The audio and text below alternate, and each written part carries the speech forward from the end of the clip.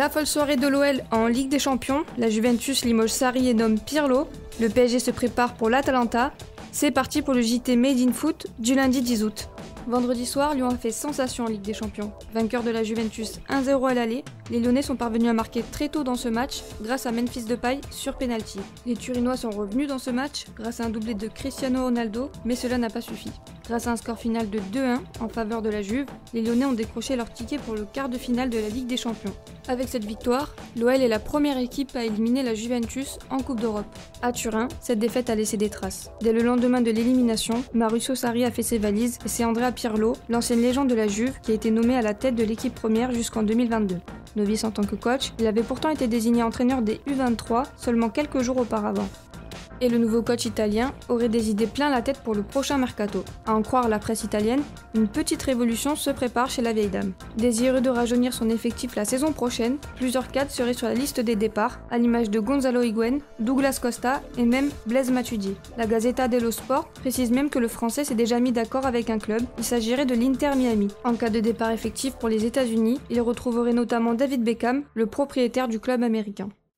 En parlant d'anciens parisiens, le PSG est la deuxième équipe française qualifiée en quart de finale de la Ligue des Champions. Le club de la capitale affrontera l'Atalanta mercredi à 21h. Malheureusement, d'après RMC Sport, Marco Verratti, victime d'une lésion au mollet, sera forfait contre les Italiens et il est également incertain pour le reste de la compétition. Par contre, la bonne nouvelle est le retour sur les terrains d'entraînement de Kylian Mbappé. Le champion du monde a même retouché le ballon samedi lors d'un entraînement individuel, puis a rejoint ses coéquipiers pour participer à une séance d'entraînement collectif dimanche à Faro, au Portugal. Même s'il devrait démarrer au mieux sur le banc face à l'Atalanta, Thomas Tuchel devrait pouvoir compter sur lui en cas de qualification en demi-finale. D'ailleurs, cette rencontre face à Bergame pourrait se révéler décisive pour l'avenir de l'entraîneur allemand sur le banc parisien. Selon l'équipe, s'il parvient à aller en demi-finale, il sera quasiment assuré d'aller au bout de son contrat qui se termine en juin 2021. Dans le cas contraire, son aventure pourrait s'écourter. Au mois de février déjà, après la défaite du match aller face à Dortmund, le président Nasser Al-Khelaifi, furieux, songeait à limoger son entraîneur en cas d'élimination au retour. De son côté, Neymar est plus épanoui que jamais au PSG, selon nos confrères de l'équipe.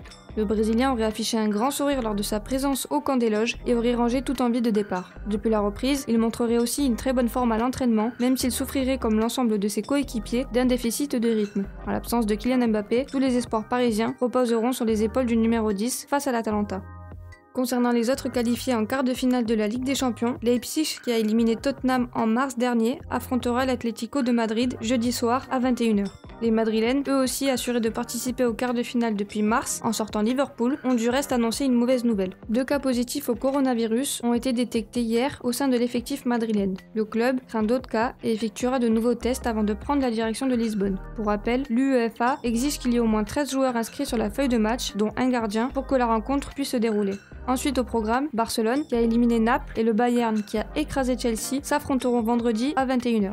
Le lendemain, Lyon jouera sa place en demi-finale face à Manchester City à la même heure. En Europa League ce soir, l'Inter rencontrera le Bayer Leverkusen à 21h. Dans le même temps, Manchester United affrontera le FC Copenhague. Les 2 autres rencontres de ces quarts de finale opposeront le Shakhtar à Bâle ainsi que Wolverhampton au FC Séville demain soir à 21h. Merci à tous de nous avoir suivis, n'hésitez pas à liker, partager, commenter et on se retrouve dès demain pour un nouveau JT.